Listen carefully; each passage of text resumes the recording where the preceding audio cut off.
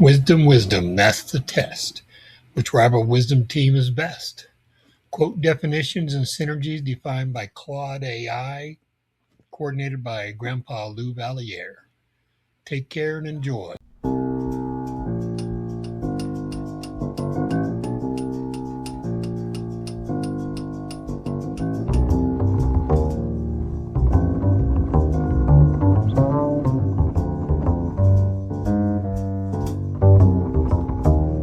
Team 32 act authentically.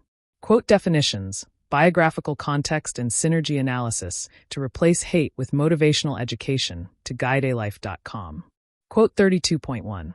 Goodwill is the only asset that competition cannot undersell or destroy. Marshall Field, 1834 to 1906. Quote definition. In any competitive environment, virtually every advantage, price, product, location, technology, can be matched or undercut by a sufficiently resourceful competitor. Goodwill alone, the genuine trust, positive regard, and loyal relationship built through consistent honest dealing, is the one asset that competition cannot replicate by simply offering a better price, because goodwill is the product of authentic relationship rather than transactional advantage. Quote application. The mission of making America wiser and kinder is ultimately a goodwill enterprise. It builds genuine trust and positive regard that no competing narrative of division and hatred can undersell, because goodwill is built through authentic human connection that price competition cannot reach. Every genuine relationship formed, every honest engagement maintained, every promise kept is an accumulation of the one asset that cannot be destroyed by the opposition.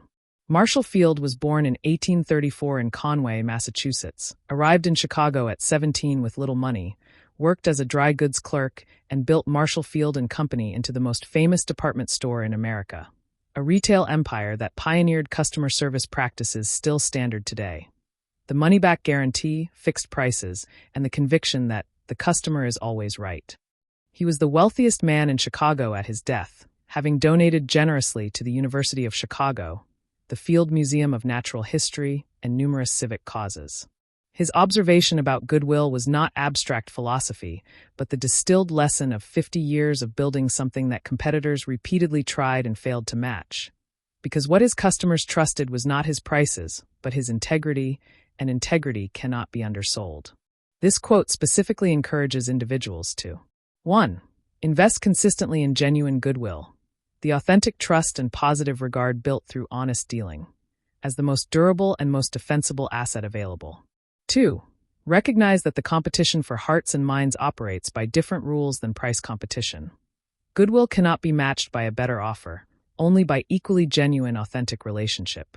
3. Apply Field's business wisdom to the mission.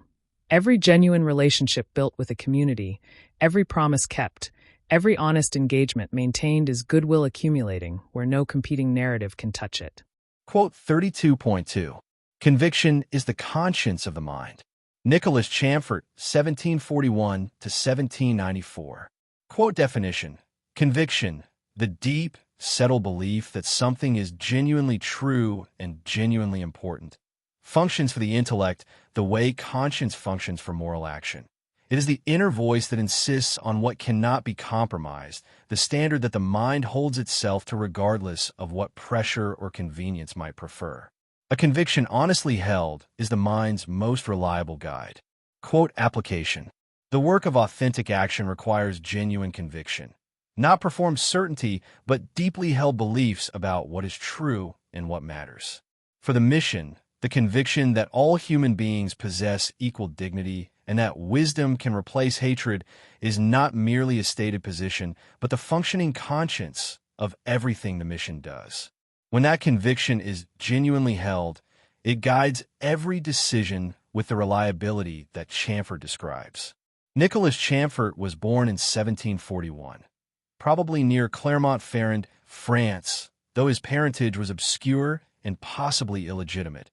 Educated brilliantly, became one of the wittiest men in Paris, was elected to the Académie Française at 31, and found himself simultaneously celebrated in aristocratic salons and increasingly convinced that the society celebrating him was morally bankrupt. He welcomed the revolution with genuine enthusiasm, worked for a time as a revolutionary official, and then found himself targeted by the terror's increasingly indiscriminate violence. His maximes, et pensées, published posthumously, are among the sharpest and most honest aphorisms in French literature, compressed observations from a man who paid full attention to what he saw and was willing to say it plainly. This quote specifically encourages individuals to 1. Distinguish between performed certainty, the confident assertion of positions for social reasons, and genuine conviction, which is the mind's honest reckoning with what it actually believes to be true. 2. Hold genuine convictions with the reliability of conscience, not rigidly, but with the fidelity to what honest inquiry has actually produced. 3. Apply Chamfort's standard to the mission.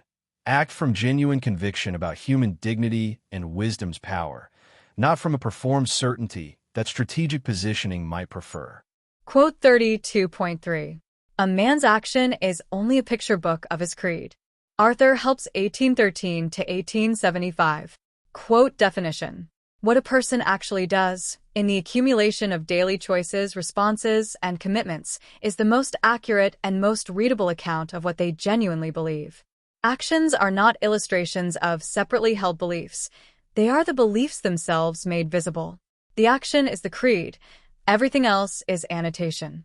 Quote application. This principle completes and tests every stated commitment the mission makes.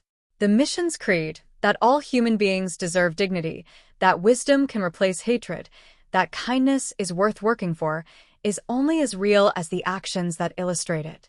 Every piece of content produced, every community served, every commitment honored is a page in the picture book that proves or disproves whether the creed is genuine.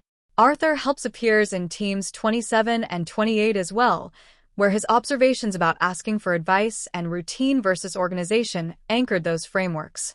Born in 1813 in Streatham, Surrey, and eventually clerk of the Privy Council under Queen Victoria, Helps spent decades at the center of British governmental decision-making while pursuing a parallel career as an essayist and moral commentator. His observation about actions as the picture book of creed comes from his intimate experience of the gap between stated governmental principle and actual governmental practice, a gap he had observed with remarkable consistency across the Victorian establishment. He understood that what institutions and individuals actually did was the only reliable guide to what they actually believed, and that the stated creed was almost always a more flattering account than the picture book of action confirmed. This quote specifically encourages individuals to 1. Read your own action as the most honest available account of your actual beliefs, not the creed you would articulate, but the one your choices illustrate. 2. Apply the same reading to organizations, leaders, and movements. Their actions are their actual creed, whatever their stated positions might claim. 3. Use Helps's picture book standard for the mission. The creed of human dignity and wisdom is only as credible as the actions that illustrate it, which means every decision is a page that either confirms or contradicts the stated belief.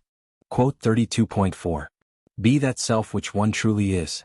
Soren Kierkegaard 1813 to 1855. Quote definition. Among all available human tasks, the most fundamental and the most demanding is the task of becoming genuinely oneself, not the self that social pressure, others' expectations, or comfortable conformity would produce, but the self that honest self-examination reveals one truly to be. Authentic selfhood is not found but chosen, and the choice requires the courage to be that which one has genuinely become through honest living. Quote application. Authentic action is impossible without an authentic self to act from. The mission of making America wiser and kinder requires the people who carry it to be genuinely themselves, not performing commitment but actually possessing it, not representing values they haven't genuinely internalized but expressing ones they have. Kierkegaard's instruction is the foundational prerequisite. Be truly yourself and authentic action becomes possible. Be a performed version of yourself and authentic action remains out of reach. Soren Kierkegaard appears in Team 23 as well, where his observation about life understood backward but lived forward anchored the courage layer of that framework. Born in 1813 in Copenhagen and educated in theology, Kierkegaard spent his brief adult life, he died at 42, producing the most original body of philosophical and theological writing of the 19th century, almost all of it under pseudonyms that allowed him to present multiple perspectives without collapsing them into a single authoritative voice. His instruction to be the self one truly is comes from the sickness unto death, his analysis of despair as the failure to be genuinely oneself, the condition of being either ignorant of oneself or knowing it and refusing to be it. He understood authentic selfhood as the highest human achievement and its absence as the root of most human suffering. This quote specifically encourages individuals to 1. Pursue the task of genuine selfhood, becoming authentically what honest self-examination reveals rather than what social pressure prefers, as the foundational work on which all other authentic action depends. 2. Recognize the despair Kierkegaard diagnoses. Both the ignorance of one's true self and the knowledge of it combined with the refusal to be it are forms of inauthenticity that authentic action cannot proceed from. 3. Apply his instruction to the mission. Those who carry it forward must genuinely be committed to human dignity and wisdom, not performing the commitment but actually possessing it, because authentic action requires an authentic self to act from. Quote 32.5. Common sense is instinct and enough of it is genius. Josh Billings 1818 to 1885. Quote definition. Common sense is not the absence of intelligence but a form of it. The instinctive, practically grounded capacity to perceive what is actually the case and respond to it appropriately, without requiring elaborate theoretical scaffolding. Enough of this practical intelligence accumulated and applied consistently, rises to the level of genius. Not because it is brilliant in the conventional sense but because it consistently produces correct assessments and effective responses. Quote application. The wisdom education in these 52 teams is not aimed at producing academic philosophers but at developing common sense in Billings's sense. The practical, instinctive capacity to perceive what is genuinely true about human beings and situations, and to respond wisely. That accumulated practical wisdom is genius enough for the work of replacing hate. And it is available to anyone willing to develop it. Henry Wheeler Shaw, who wrote as Josh Billings, was born in 1818 in Lanesboro, Massachusetts, spent years as a farmer, explorer, auctioneer and coal dealer before discovering his gift for humorous, misspelled on purpose philosophical observation at 45, and becoming one of the most widely read American humorists of the post-Civil War era, second in popularity only to Mark Twain, with whom he was often compared. His Farmer's Almanacs ran annually for 15 years. His style, folksy, deliberately misspelled, packed with practical wisdom delivered through comic deflation, was an early and effective demonstration of the principle he articulated, that enough common sense consistently applied and wittily expressed, is indistinguishable from genius. He proved his own point. This quote specifically encourages individuals to 1. Trust and develop the practical instinctive intelligence of common sense rather than dismissing it as insufficiently sophisticated. Enough of it, consistently applied, is genuinely genius level in its effectiveness. 2. Recognize that the elaborate theoretical framework is often a substitute for the simpler and more direct perception that common sense provides, and that the simpler perception is frequently more accurate. 3. Apply Billings's standard to the mission. The common sense perception that all human beings deserve dignity and that kindness works better than cruelty is the instinctive wisdom that, accumulated and applied consistently, becomes genius enough to change communities. Quote 32.6. Force has no place where there is need of skill. Herodotus 484 to 424 BC. Quote definition. In situations that require genuine skill, nuance, precision, understanding, relationship, the application of force is not merely ineffective, but actively counterproductive. Force is a crude instrument that destroys the conditions skill requires. It produces compliance rather than understanding, submission rather than genuine engagement, the appearance of resolution rather than its reality. Quote application. The work of replacing hate with wisdom is entirely a work of skill. Understanding what drives hatred, what wisdom addresses, how genuine human connection forms and grows, how minds actually change. Force has no place in any of it. Every coercive approach, every shaming tactic, every attempt to compel the change that only genuine understanding can produce is the application of force where skill is needed, and it fails by definition. Herodotus of Halicarnassus was born around 484 BC in what is now Bodrum, Turkey, traveled extensively across the ancient world, Egypt, Persia, the Black Sea regions, Greece, and Italy, and produced the Histories, the first major work of narrative history in the Western tradition, and the work that earned him the title Father of History from Cicero.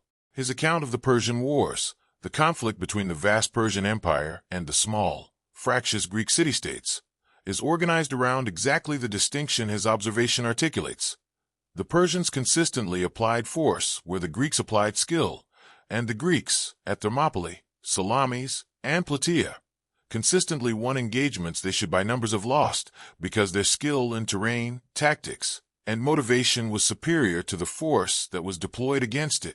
He had studied the evidence across the ancient world and drawn the consistent conclusion: where skill is needed, force fails.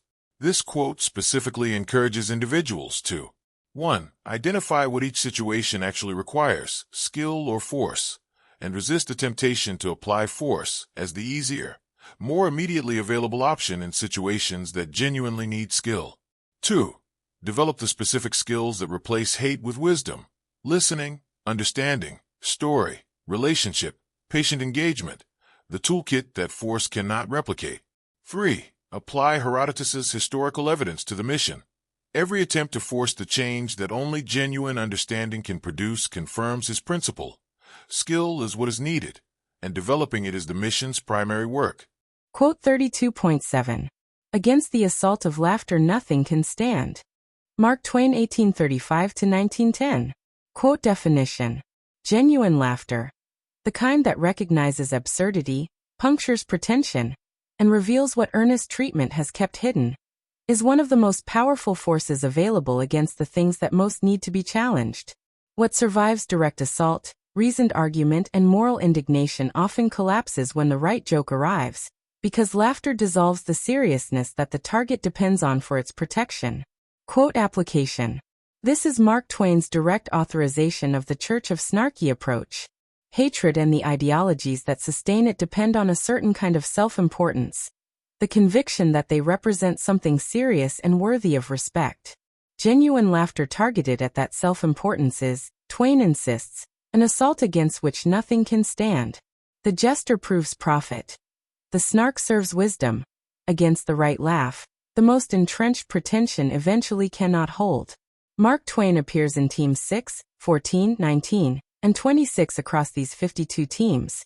His wit and his wisdom are both range-covering enough to anchor multiple distinct frameworks. Here his most direct defense of humor as a weapon of truth takes the stage. Born Samuel Langhorne Clemens in 1835 in Florida, Missouri, Twain spent his career demonstrating the principle he articulated: that humor was not merely entertainment, but a vehicle for truths that earnest treatment could not deliver. Adventures of Huckleberry Finn used the apparently comic format of a boy's adventure to deliver the most devastating critique of American slavery and racial hypocrisy of the 19th century. A Connecticut Yankee in King Arthur's court used comedy to demolish the romantic glorification of medieval hierarchies. He had learned from direct practice that laughter reached where moral argument couldn't, and he articulated the principle with characteristic precision.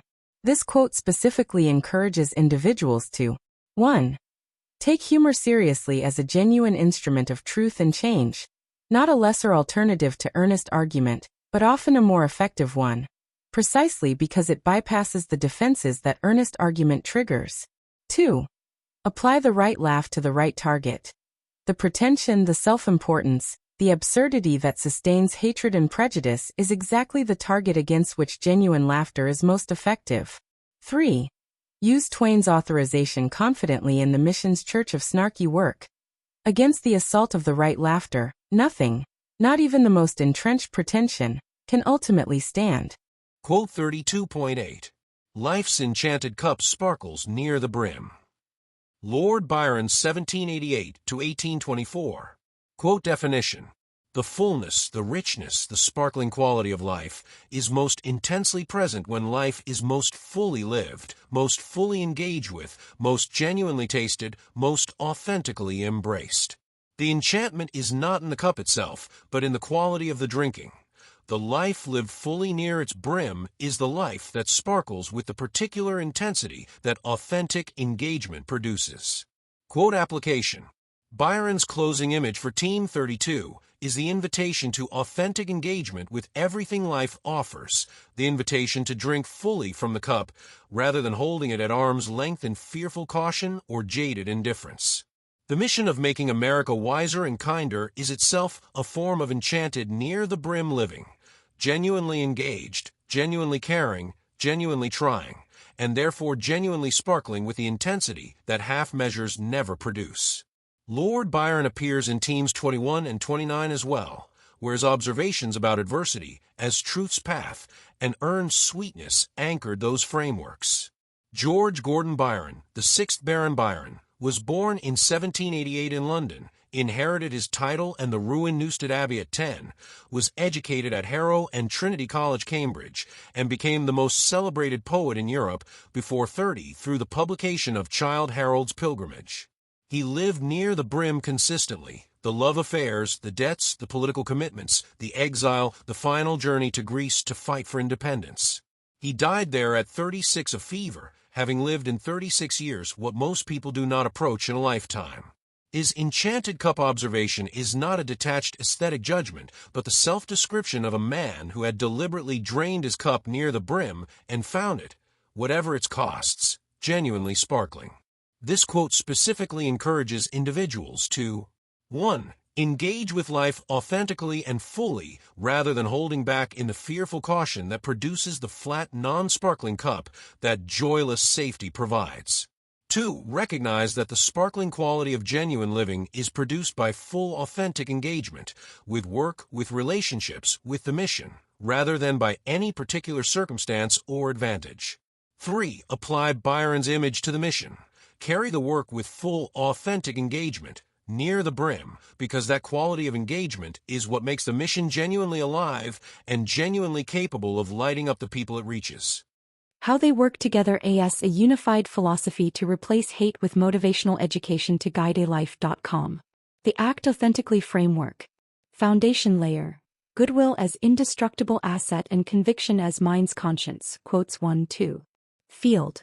Establish goodwill, genuine trust built through authentic dealing, as the one asset that competition cannot undersell, making authentic relationship the most defensible foundation available. Chamfort. Provide the internal engine of authentic action, conviction as the conscience of the mind, ensuring that the goodwill being built is driven by genuine belief rather than strategic positioning. Together, the external asset and the internal engine of authentic action. Field names the most durable product of authenticity, the goodwill that no competition can destroy. Chamfort names its source, genuine conviction that functions as the mind's conscience, guiding every action with the reliability of an internal moral standard. Build goodwill from genuine conviction, the combination that no competitor can replicate. Integrity Layer. Actions as picture book and being the true self. Quotes 3-4. Helps. Apply the picture book test to every action. What you do is the most accurate account of what you actually believe, making authentic action the only honest expression of authentic creed. Kierkegaard. Ground the picture book in the genuine self that the actions must express. Be the self one truly is, because authentic action requires an authentic self to proceed from, and performed selfhood produces a fraudulent picture book. Together, the test and the source of authentic integrity. Helps' picture book reveals what is actually believed by examining what is actually done, the most honest and most revealing audit available. Kierkegaard ensures that the self producing that picture book is genuinely the self rather than a performance of it, because only the genuine self produces the genuine creed that the picture book honestly represents. Intelligence Layer. Common sense genius and skill over force. Quotes 5-6. Billings.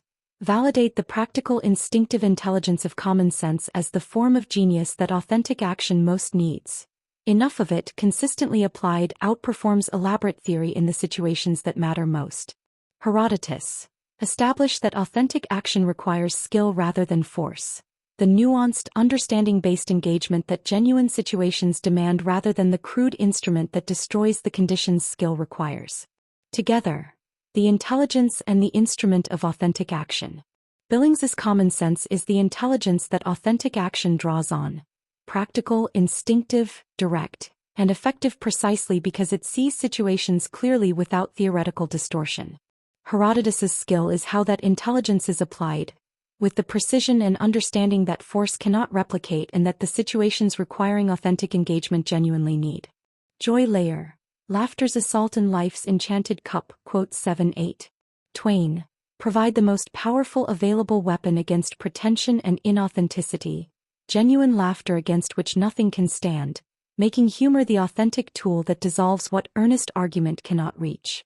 Byron, close the framework with the invitation to full authentic engagement, life's enchanted cup sparkling near the brim, ensuring that the authentic action being described is lived with genuine energy and joy rather than grim dutiful performance. Together, the weapon and the spirit of authentic living. Twain's laughter is the most effective available assault against the inauthenticity that hatred and pretension depend on. Nothing can stand against the right laugh. Byron's sparkling cup is the invitation to bring full authentic energy to the living of it. Near the brim, genuinely engaged, genuinely alive. Laugh at what deserves laughter. Live fully near the brim. Free easy extra advantage math, spelling and reading workbooks you can download for free at stop2think.com or buy at educationstopshate.com. Free easy math wisdom workbooks with octo repetition to grow math self-confidence. You'll get plenty of repetitive practice of age ranges and averages of our 52 teams of 8 quote authors. Free easy alpha cipher-coded puzzles teach letters, numbers, and phrases using antique wisdoms that encourage and educate. Can you decode this cipher quote of encouragement using either our learning to spell or just for fun instructions? And since time is money, practice reading faster with 52 teams of antique rival wisdoms that have passed the test of time to encourage, educate, and entertain generations for centuries. We offer printed versions and timed videos with background music. Sign up for free weekly emails of 52 teams of antique rival wisdom workbooks with easy math, spelling, and reading practice. And, if you'd like to get paid for sharing our wearable wisdoms, keep this in mind. Everyone I know wears a shirt, and most of us change them daily, so change your shirt and change the world. Social equalities are blatantly subliminal antique positive wisdoms repetitively shared without saying a word. This applies to all our wearable shareable wisdoms. Like pretty witty baby onesies and baby tees that you and others will see and read multiple times a day. The same is true with pretty witty kids, but they'll also share these wisdoms with anyone that can read at daycare or school. Youthful truths let your kids gain confidence sharing antique wisdoms with their friends. Imagine them sharing words of wisdom with classmates and teachers. Therefore I think tees I wear is a super easy way to share words of wisdom that have passed the test of time. Our social equalities help make us all wiser and kinder with blatantly subliminal messages promoting a more fair and equal opportunity society for all. And don't forget our giftwisdoms.com for birthdays and holidays that makes it easy to share the wisdom with clothing, coffee mugs, and magnets. So do the future a favor by encouraging, educating, and entertaining with words of wisdom that have passed the test of time to make us all wiser and kinder. With wearable wisdoms to fit babies, kids, and adults. You can clothe a whole family, city, or state. Join the 52 of 8 today.